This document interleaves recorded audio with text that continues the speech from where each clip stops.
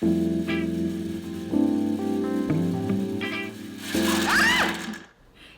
darn it!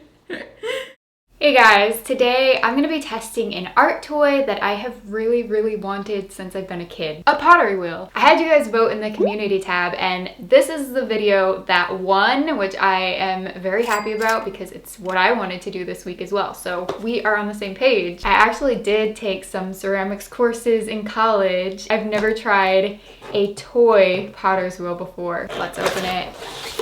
Oh my gosh. Getting into this, we have the pottery wheel base, of course, with a splatter shield and an attached foot pedal. There's also an AC adapter and then this side piece that snaps into here so you can hold your tools. It's called the tool panel. Tell me I'm not just a crazy cat lady. Okay, well, I guess I am regardless, but does this not look like a cat? Cat face? A bag of tools, including a sponge, a modeling tool, an engraving tool, a clay cutting tool, and a tool support that you can attach to the wheel head. Also 12 paints, a paintbrush, and 2.5 pounds of clay. It is currently the next day. I'm wearing an old sweatshirt just in case this thing gets messy. Now I'm gonna set it up. All right, this thing, it says to discard. I'm gonna recycle it. I'm off to a great start. I'm gonna recycle it. Snap that in place. Get this tool panel put in place. I can't remember. And the splatter guard. Since I'm right-handed, I'm gonna put the tool support over here. I think it won't go in.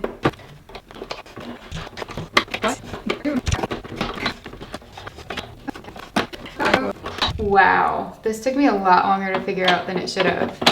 So if you notice, this thing comes apart and this will fit down into it. You want to have this loosened and then just stick it down and make sure you're twisting the correct way. Voila.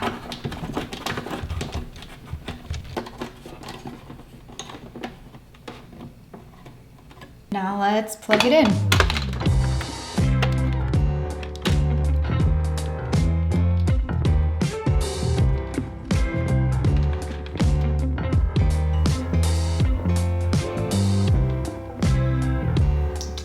Yeah.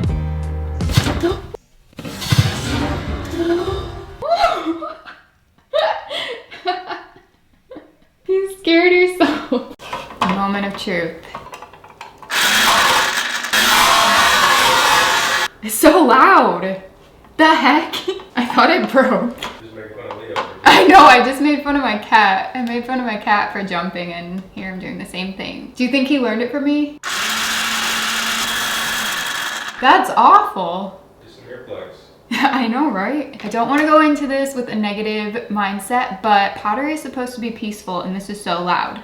Why? So you guys may have noticed when I showed this clay up close that it's speckled and probably molded. I know that sounds really gross, but unless you have an allergy to mold, it probably will not harm you in any way. From what I read on message boards, and these are not professionals or doctors or anything, but the mold is actually good for clay. So when it ages, it does grow the mold naturally. There's a lot of different methods you can use to get rid of the mold. Maybe it'll wipe away. I haven't gotten into this yet, but I did want to show you guys that I also bought this 5-pound box. So there's 2 of these in there, and this one's completely free of any spots. So this one looks more fresh. Maybe this one was sitting in the package for a while. The store I bought it from maybe didn't sell a lot of them. I'm not quite sure. Bottom line is, if you are nervous about you or your kids touching this, breathing it in, try to get a new pack and you hopefully won't run into the same issue. Some tips I have are definitely cover your work surface. I just have this tablecloth and I also got a container of water, which will really help the workability of the clay. I'm gonna be using some earplugs because I'm not joking, this is really loud. And whatever clay you don't use, I would recommend using a Ziploc bag to store that in because it is air dry. All those tips plus more are included in this guidebook. There's tips on here for before you start,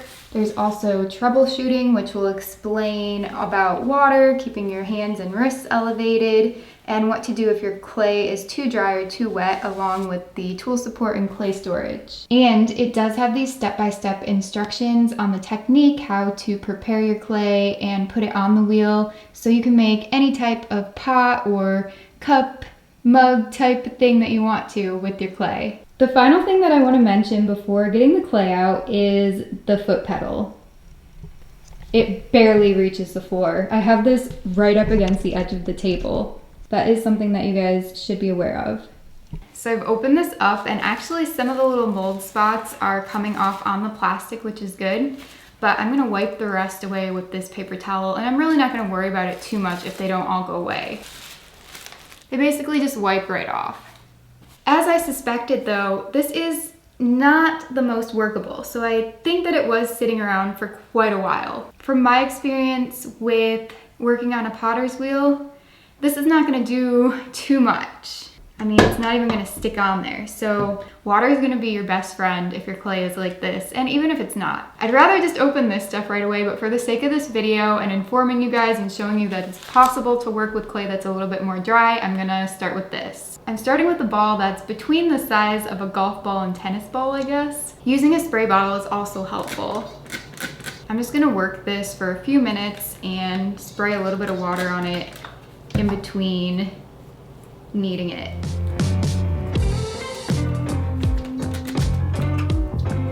I probably worked the clay for about 5 to 8 minutes now. I didn't time it, but look at how nice and soft and workable it is. Prepping the clay has always been my least favorite part, but it's very essential, at least when you're working with clay that's going to be fired in a kiln. This is air dry, so I'm not quite sure how important it is for this, but I can't imagine that it would hurt. So I'm rolling it into a ball, and then I'm gonna make it into a small cone shape.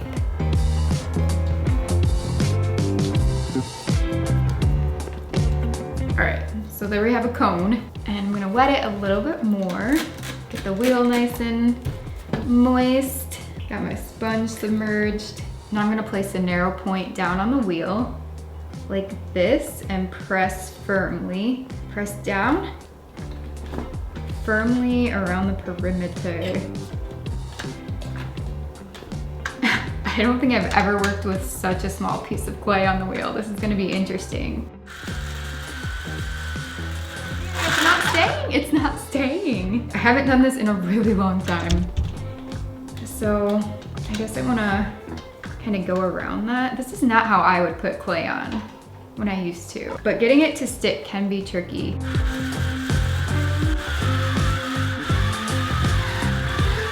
This is not sticking to the wheel. We're all zoomed in. I'm gonna remove the splatter shield just so you guys can see it better. There we go, nice and clear. And you also could remove this as well if it's getting in your way, because there's not a lot of room to move your hand. Let's try this again.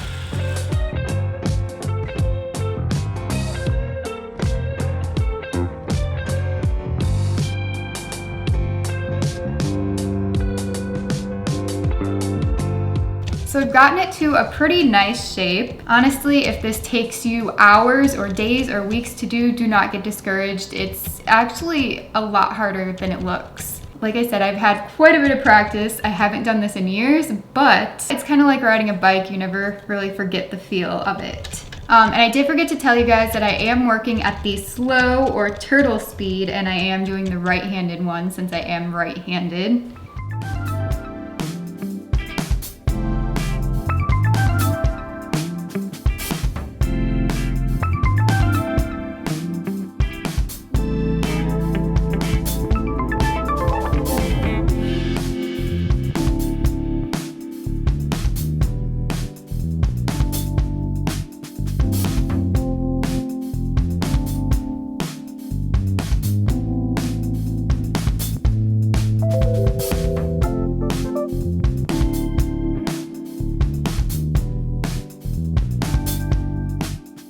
Now you can see this from a different angle, and I'm gonna start forming a little hole in the center so I can pull the clay out slowly. When you are doing this, it's really important that you make sure that your piece is centered the entire time. If it does get off center, then you wanna kind of start over at the cylinder shape again and push that back in. Otherwise, it's gonna end up pretty messed up and off center at the end. And if you have a long thumbnail like I do, it's gonna be really hard to open up that center with the thumbs like it shows on the diagram. So I'm just gonna do this with my index finger since that's the shortest nail that I have.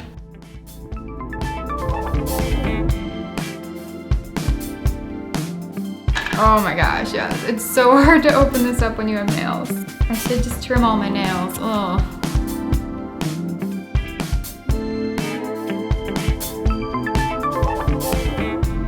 You can kind of see how far this hole is. The trick is learning how far down to go, and this is something that I always had trouble with because I would never go down far enough in fear that I would go down too far. So you have to find a balance. If you go down too far, you're gonna hit the plastic with your finger and then there's gonna be a hole in the bottom of your pot. So you need to kind of get a feel for that. Doesn't look perfect, but it's doing okay. I'm pretty happy with how far I've opened up the inside of this, so now I'm gonna work on pulling it up, all while keeping it centered and not poking a hole with your finger through it. So I did bring this back in a little bit so it's not as wide, and now I'm gonna work on pulling up one ring at a time with my fingertips. Gosh, why? And this is probably the most difficult part. You have to go really, really slow until you get the hang of it. And even then, I'm gonna do fingertips on the outside and inside so it comes up and remains open.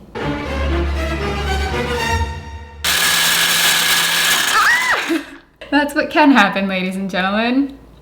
It got a little bit too thin. I was being overambitious. Don't worry, it's not ruined. I'm gonna trim a little bit off the top, unfortunately, boo-hoo. Okay, so get rid of that and try again. I made this way too thin at the top, so I'm gonna try and push it down a little more.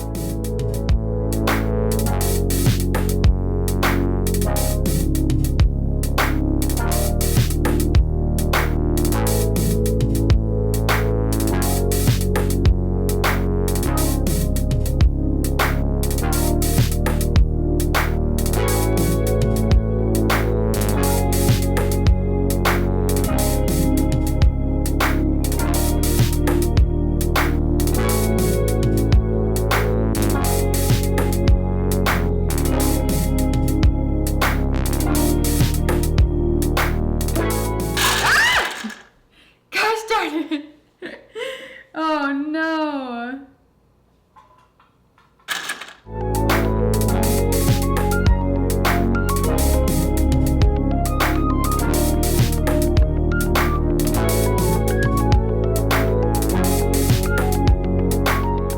I've done a few pulls and the walls at the top are getting really, really thin, so I think I'm gonna leave it at this. It does look like the bottom is really, really thick and ridiculous, but we're gonna trim that away. If you see how soft this is though, you don't really wanna mess with it at this point, so I would recommend letting it sit on the wheel until it firms up just a little bit and is easier to work with. I will show you how to remove the piece from the wheel, but first, here's your chance to vote on the next craft kit that I try. All you have to do is leave a comment below on which one looks the most interesting. And if you haven't been to my channel before, I post a brand new video here every single Friday. Be sure to turn bell notifications on if you never want to miss out.